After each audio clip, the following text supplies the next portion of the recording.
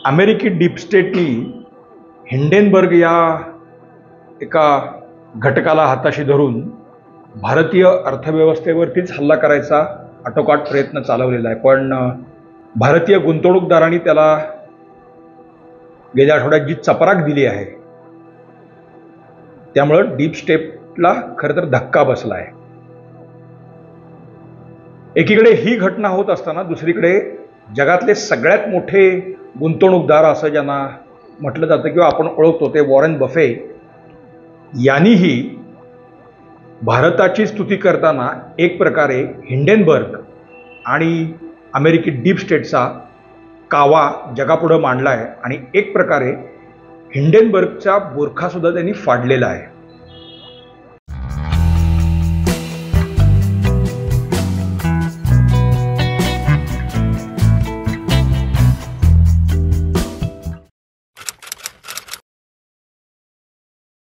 नमस्कार,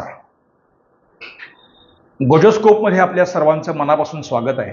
मित्रांनो, हिंडेनबर्ग हे प्रकरण आता आपण गेले काही महिने ऐकतोय आणि आता भारतात काहीतरी फार मोठं होणार वगैरे अशा वल्गना या म्हणजे भारतात भूकंप होईल, आर्थिक भूकंप होईल, फार मोठं काहीतरी इथे घडणार आहे, थोडक्यात म्हणजे भारताचा बांगलादेश आम्ही करणार आहोत अशा वल्गना अमेरिकी डीप स्टेट वेगवेगळ्या पद्धतीने करते आणि हिंडेनबर्ग हे या टूलकिटमधलं एक साधन आहे।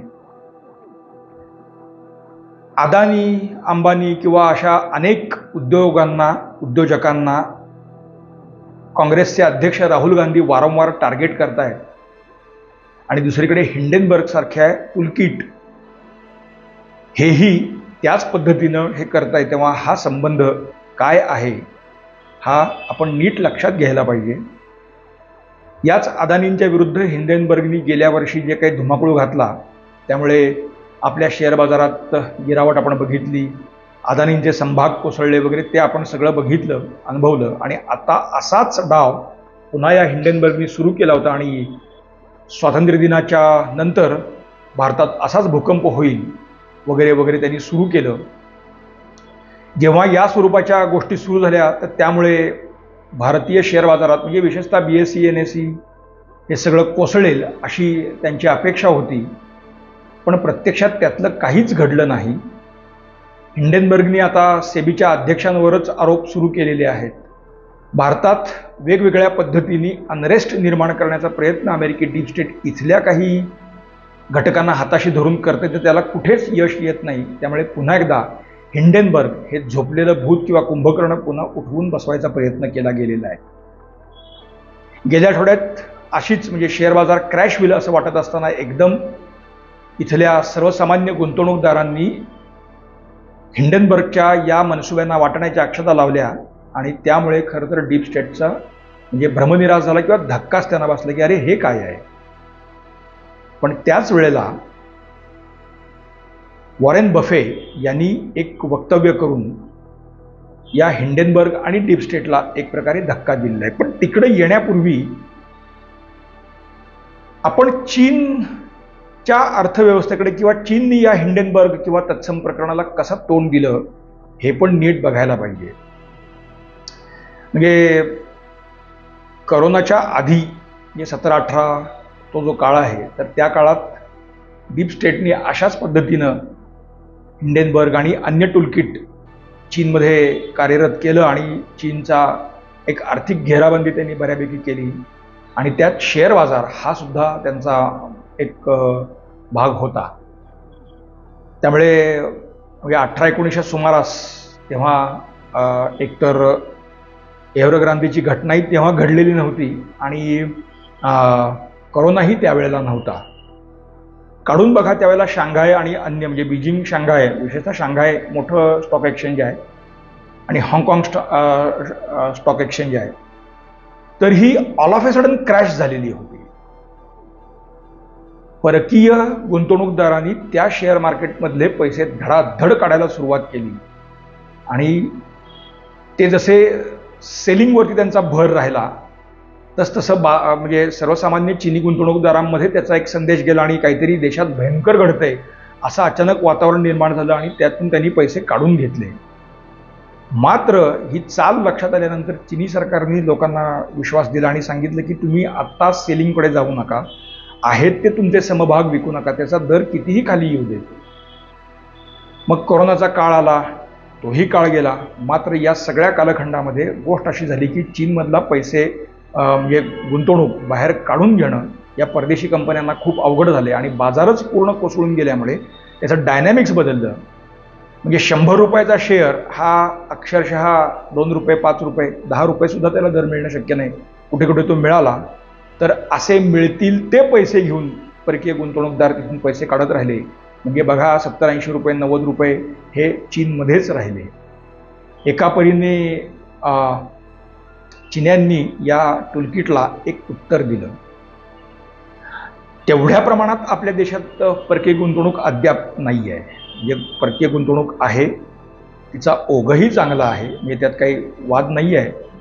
परंतु चीनचं स्केल जे काही होतं तर त्या स्केलमध्ये आपल्याकडे परकीय गुंतवणूक नाही आहे.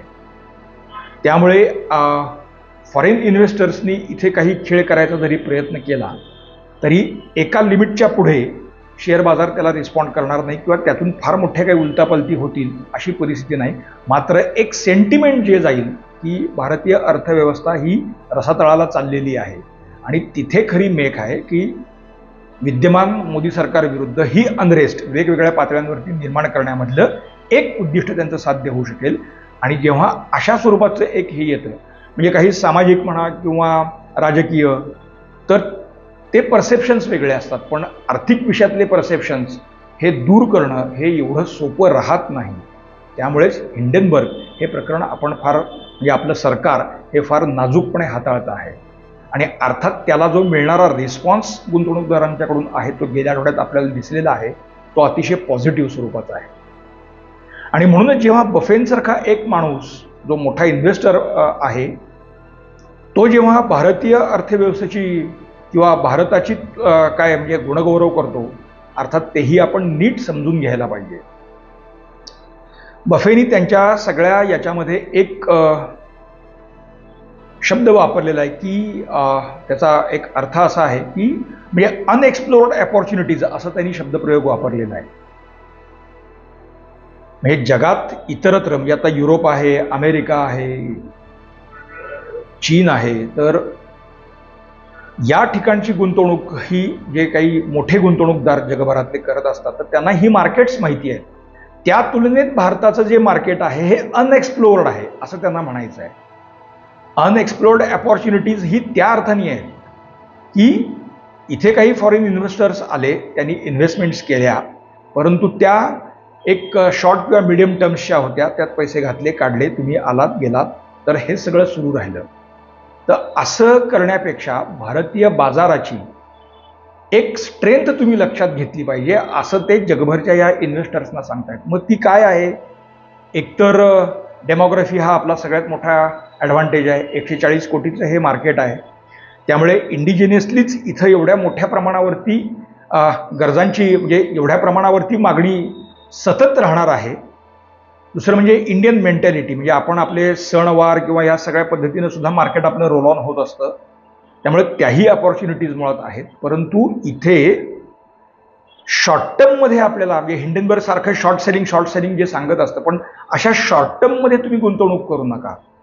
भारतीय बाजारपेठ किंवा भारतीय बाजार किंवा भारत रादर हा या पद्धतीनं अनएक्सप्लोर्ड आहे आणि तिथे तशा अनएक्सप्लोर्ड संधीज आहेत.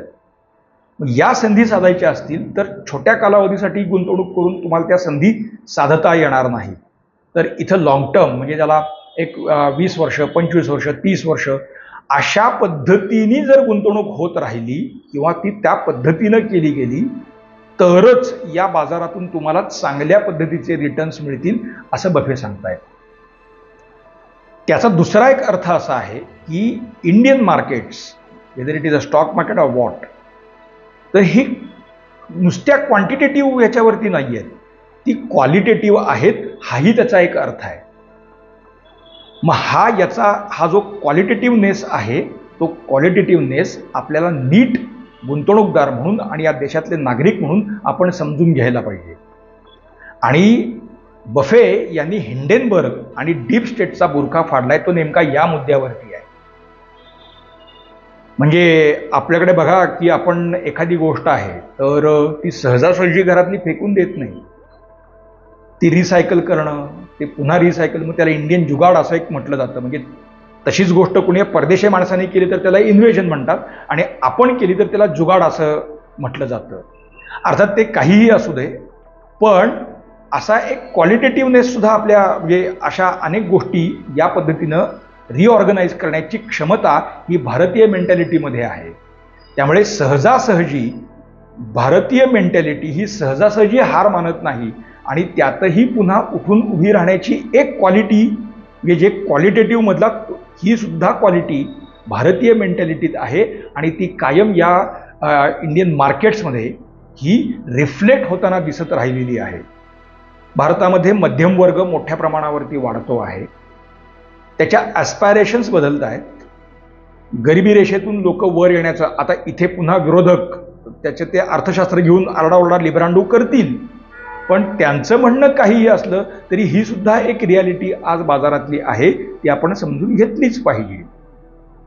तर हे जे पुढच्या काळात या ॲस्पायरेशन्स पुन्हा बदलणार आहे, त्या वाढत जाणार आहेत. त्यामुळे हे मार्केट या पद्धतीनं एका अर्थाने हे सतत अपसर्जमधलं राहणार आहे. तर ते अपसर्जमध्ये राहत असताना ते दीर्घकालीन गुंतवणूक केली तरच त्यातनं तुम्हाला रिटर्न्स मिळतील असं बफे सांगतात. आणि बफेंचं हे सांगणं एका पद्धतीनं, बरं बफे जेव्हा असं सांगतात तेव्हा जगभरचे जे काही शहाणे आहेत तर ते नीट समजून घेतात, ऐकतात, त्या पद्धतीनं ते गुंतवणूकही करण्याकडे त्यांचा कल असतो. अनेक जण तशी करतातही.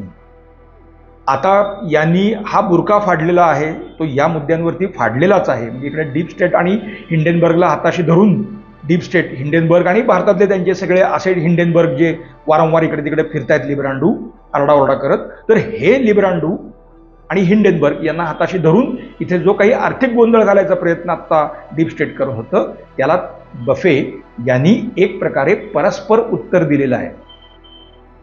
बफे यांचं म्हणणं जगभरातली गुंतवणूकदार सहजासहजी विसरणार नाही. मग ते हिंडेनबर्ग काय सांगताय याच्याकडे ते फार लक्ष देणार नाहीत. बफे ज्या वेळेला या पद्धतीचं सांगतायत तेव्हा आपण प्रयत्न करून बघायला हरकत नाही. म्हणजे कदाचित एखादा गुंतवणूकदार 100 रुपयाची गुंतवणूक, आपण ज्याला क्वांटम असं धरू 100 रुपये, तशी करणार नाही, पण तो 20 रुपये 25 रुपये अशी तरी सुरुवात नक्की करेल. म्हणजे एक प्रकारे इथे हिंडेनबर्गला हाताशी धरून डीप स्टेट जो काही आर्थिक गोंधळ घालायचा प्रयत्न करत होता तर त्याच देशातल्या बफे यांनी त्यांना परस्पर उत्तर दिलेलं आहे. मित्रांनो, पण हा कावा फक्त बफे म्हणून नव्हे तर तो आपण भारतीय नागरिक आहोत, तेव्हा हिंडेनबर्ग सारखं सुद्धा एक संकट हे राष्ट्रीय संकट असतं हे लक्षात घेऊन त्यातल्या कावेबाजपणा आपण ओळखायला हवा. आणि तो ओळखला तर आपण गेल्या आठवड्यात जसा आपण या टूलकिटला उत्तर दिलेलं आहे ते पुढच्या काळात अधिक स्ट्रॉंगपणे देऊ शकू. आणि ते देण्याची क्षमता भारतीय मानसिकतेत, भारतीय बाजारात आहे हे बफेनी सांगितलंय. हे त्यांनीच सांगितलंय म्हणून बरं, इथे एखाद्या माणसाने हे सांगितलं असतं तर त्याला वेड्यात काढलं असतं. हे त्यांच्याच देशातून आलेलं असल्यामुळे किमान ते शहाणं असावं. हिंडेनबर्ग शहाणा असेल तर बफेही शहाणे असतील असं इथं मानलं जाईल. म्हणूनच आता हिंडेनबर्ग पुढच्या काळात काय करणार किंवा हिंडेनबर्ग सारखे आणखी कुठले हे येणार आहेत, असे कितीही येऊ देत, पण बफे जे सांगतात ते मात्र आपण विसरता कामा नये. आपली क्षमता आपण ओळखावी एवढंच बफेंच्या म्हणण्याचा अर्थ आपण घेतला पाहिजे. मित्रांनो, आमचा आजचा विषय आपल्याला कसा वाटतो आम्हाला आवर्जून सांगा. लाईक करा, शेअर करा, सबस्क्राईब करा, बेल आयकॉन दाबायला विसरू नका आणि आवर्जून तुमच्या प्रतिक्रिया आमच्यापर्यंत कळवा.